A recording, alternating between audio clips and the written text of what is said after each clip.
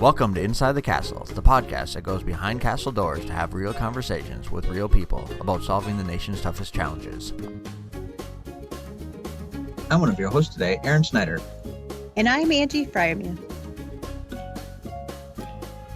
Today we're joined by the 55th Chief of Engineers, Lieutenant General Scott Spellmon. We've had General Spellmon on the show a couple of times in the past, and I think his episodes have been a favorite for our listeners, right, Angie? Yeah, they have. Wow. Yeah, and I don't think the chief knows this, but normally I think we see about 1,000 downloads for an episode that you're on. So you are our superstar guest, that is for sure. You guys are really sucking up to me now. Okay. I know, but I don't know now that, you know, the focus of this episode is a little bit about the future and a little bit about your tenure, obviously, as the chief. I also heard that, you know, you might be a little bit tired because you've been doing a little bit of jet setting here lately. Thank you for showing up and breeding bright-eyed and bushy-tailed for us, but we're really excited to have you back on the show. Aaron, Angie, first of all, thanks for doing this. Yeah, we just got back from a great visit to our partners in Israel. A lot of work going on there, and you can imagine the associated challenges with our work, just given what's going on in current events. Made our way home and made a brief stop in North Macedonia, where the 15th Engineer Battalion is doing a lot of exercise-related construction to get ready for a massive UCOM exercise next year. But it was great seeing our soldiers doing what they do best out in the field. But no, thanks, Angie and Aaron, for having me back on the program. It's always hard to get a spot on this one, so thank you for fitting me in. Yeah, like Aaron said, you're one of our top rated episodes, so we're always happy to have you on.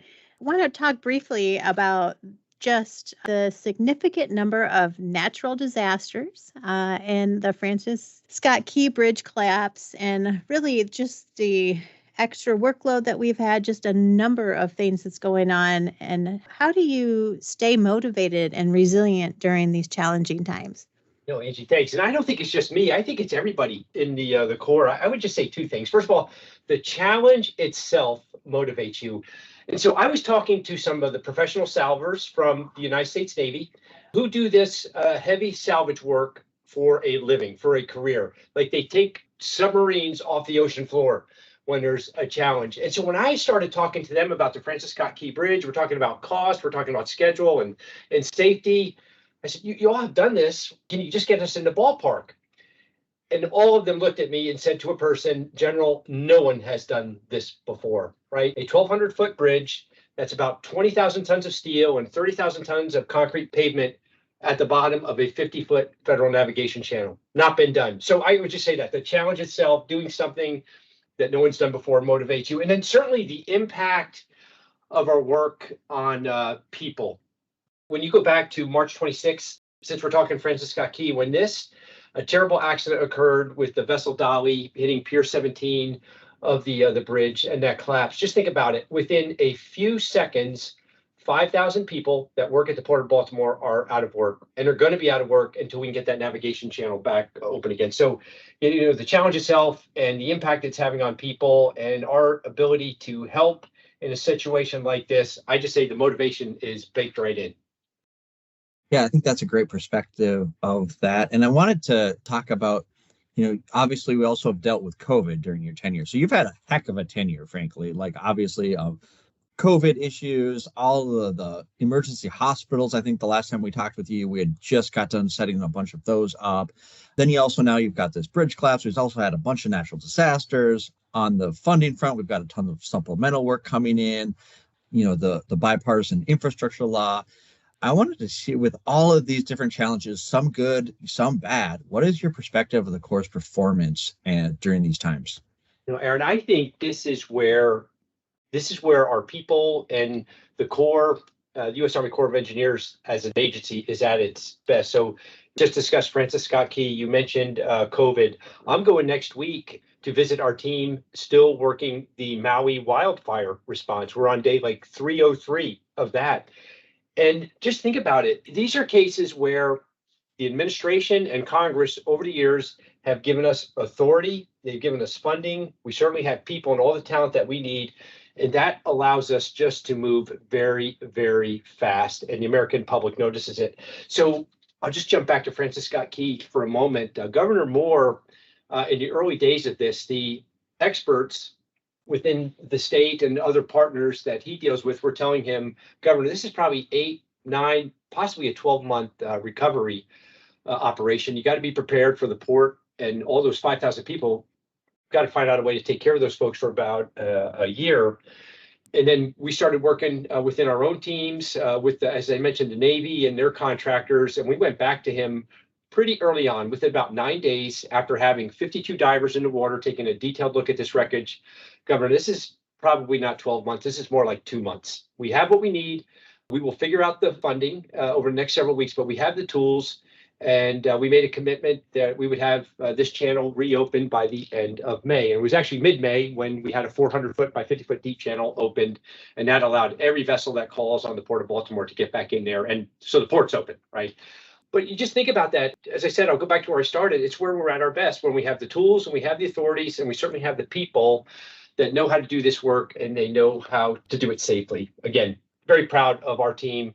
Not just up in Baltimore, certainly in Maui, and all the work that we did, countless hurricanes over the past 4 years. Every chief gets to deal with hurricanes and tornadoes, but very, very proud of our team out there that respond and help these communities get back up on their feet quickly.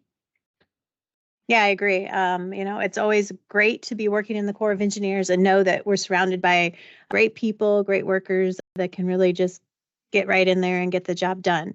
And, we're talking about increased workload, natural disasters, and other things. That's a lot on anybody, and the Corps' workload continues to get heavier. I know one thing with this increased workload, Corps leadership at all levels is putting more focus on ensuring our staff has a healthy work-life balance. And so, as you know, a healthy work-life balance is key to not getting burned out and staying motivated on the mission over the long haul. And so as the Chief of Engineers, you have a pulse on every aspect of the Corps of Engineers, which I'm sure is very demanding at times, and you have long flights like you've had recently. So how do you balance the demands of the job and your personal life and your relationships? Yeah, I'll be frank. There's not a lot of balance. And I think when you say balance, people think, oh, you're spending X amount of time at work and maybe a similar amount of time with your family. And that's what balance means. It's not that at all. When people first started talking to me about, hey, I was Colonel Spellmon at the time. Do you want to compete for general officership? And I remember some folks who were general officers asking me very frankly, is this something you really want to do? I'm glad we had this conversation with those mentors of mine, because it's very true at the general officer level. And it's not just general officer level. It's all of you. It's the people in the Corps at every level. We really are servant leaders for the American people. And for me, I found there's not a lot of balance when you look at time. I mean, the folks up here on the G Street side of the headquarters, I spend more time with my work family than I do my own family. But I think for me, what I have tried to do was find the time that I do get with my children. I have a grandson now that is just learning to walk. He just turned 1. And the time I do have with my wife, Charisse, I try to make that quality time. I really do. When we get a 4-day pass or when we get a week of leave, when we can squeeze that in, I really do work hard to shut the phone off or put the phone away to make sure that it's quality time that we do have together. And I think it's just making those moments count when you can get them. Yeah, I think that's a really good point, and something good for our listeners to remember too is, there's going to be times for us, hopefully for our staff, that, peaks and valleys, and, hopefully it's not on all the time like you've been going through, but really to remember that when you get that time with your family, to take advantage of it, because it's super important. I think we've seen, the challenges and some burnout from some staff, and it's just really important to always take care of yourself. So want to make sure our listeners always remember that as well. Aaron, can I just add one more comment to this? And I think that a lot of times there's just little things that leaders at every level can do. And some of maybe our listeners have heard me say this before. I try to stop sending email at about 18:30 every night, right? I do. And then I try not to send email on the weekends. Like, I catch up on email on the weekends, but I'll put it like in a drafts folder.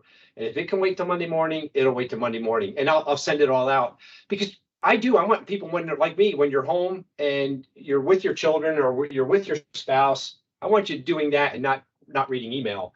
Now, that's not every day, right? When we're dealing with Maui or we're dealing with Francis Scott Key, we have people going 24/7, and that has to continue, right? Because there are lives and then livelihoods at stake. But that's not every day. So I think there are a lot of little things like that that we can do to help each other out. Yeah, most definitely. So I want to pivot a little bit and talk a little bit about your transition out of the role of Chief of Engineers this fall. I want to reflect a little bit on your time actually as a chief. And when we first start, and I think when we get a new chief, they normally set strategic direction, priority areas for the workforce.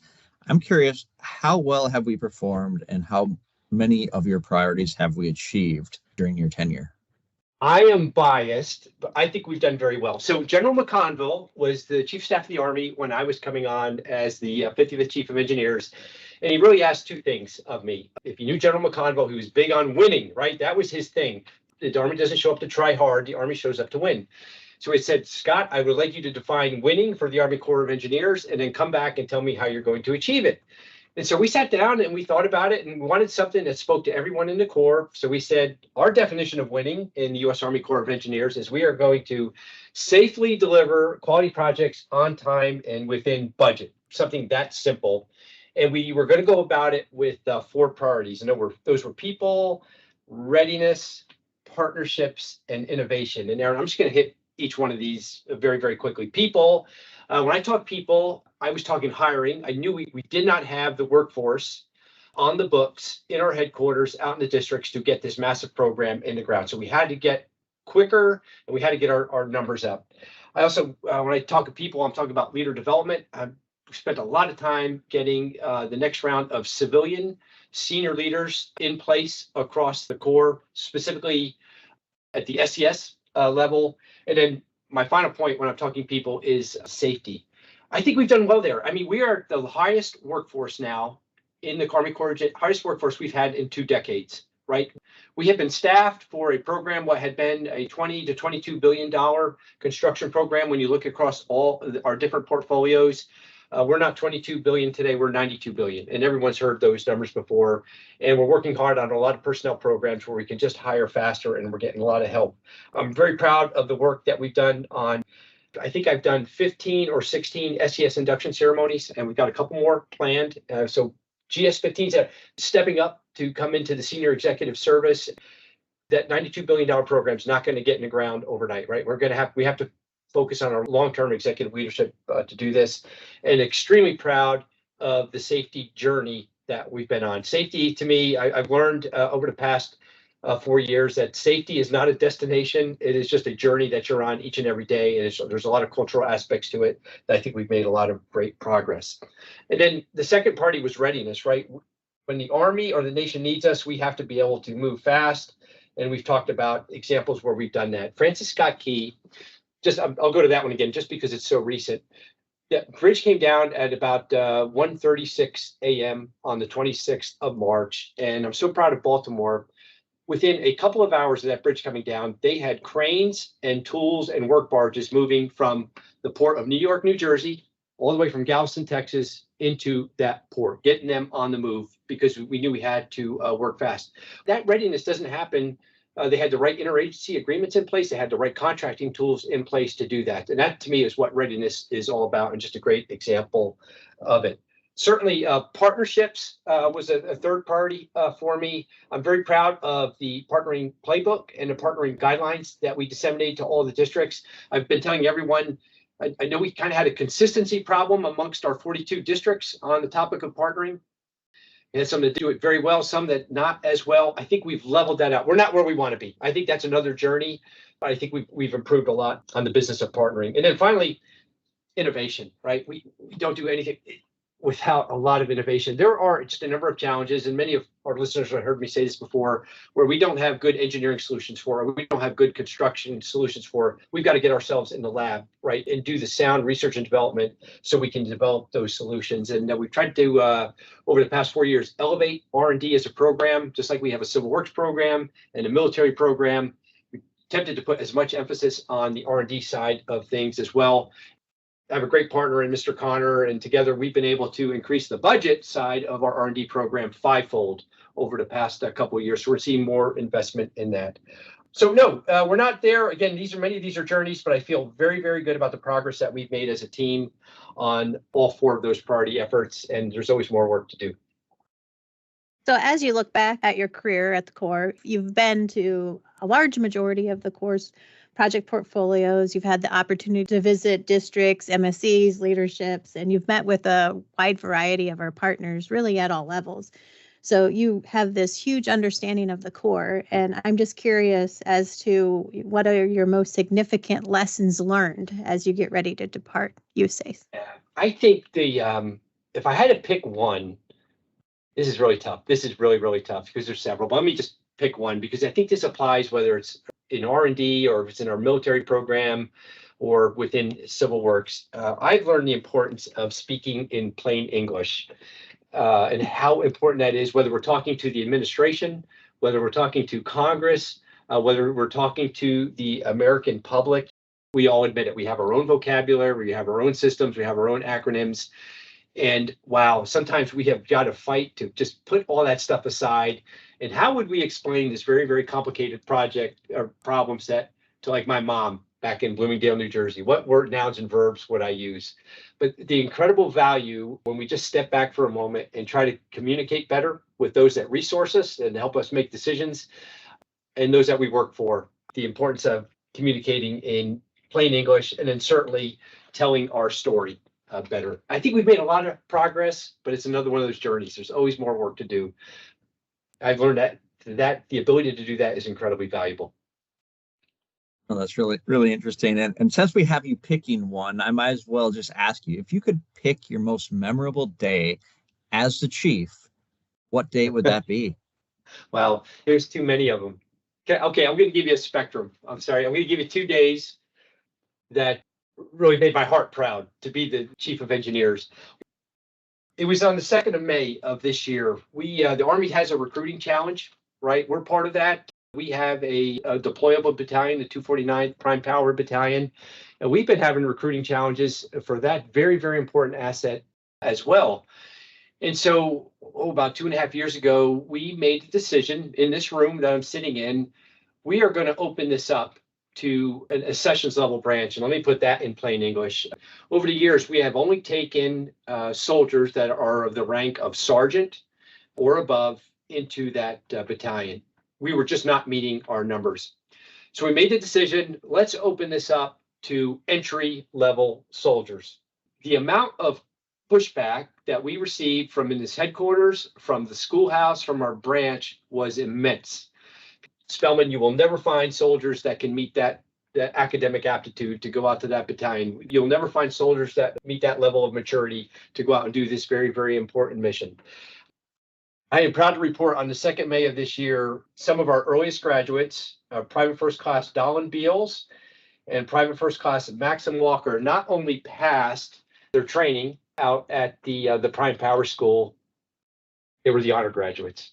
I sent them both a personal letter of how proud I was, and to me, it just proves something I've learned all about in my whole career, that, wow, if you really want to get something done, challenge an American soldier and they will prove you wrong every time. Very, very proud of them. The second day was on, I'm sorry, I'll go quick.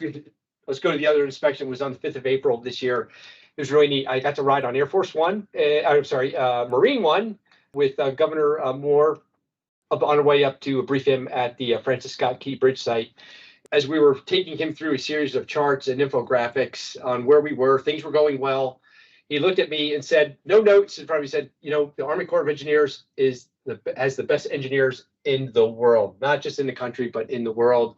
I can't tell you how incredibly proud I am of your agency. And I thanked the president and I said, well, we really appreciate your vote of confidence. Now we just got to deliver for you on this project.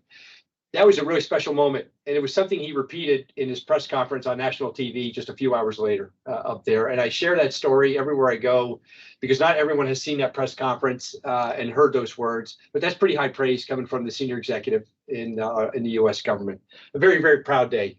I think the Corps deserved those words. That is awesome to hear. And yes, I think all of the hard work that everybody's been doing, that is great to hear. Sir, it's been a pleasure talking with you as always, and we're nearing the end of our time together. So I'm just curious if you have any parting advice for all of the Corps leadership and even Corps staff. Yeah, I would say this just very briefly. Time goes by so fast. It seems like yesterday to me, and I mean this in all sincerity, it seems like yesterday I was just getting started in this role. And this is not unique to me. It applies to everyone that may be listening. The Army puts us in these leadership positions only for so long. Time goes by very fast. You have to make every day count. And that would be my parting advice to anyone coming to the Corps or currently serving with us. Make every day count. I think that's definitely good advice, sir. And it actually makes me think of, my daughter today. I was telling her I'm doing this podcast with the chief, and she's like, and I'm like, he's a general.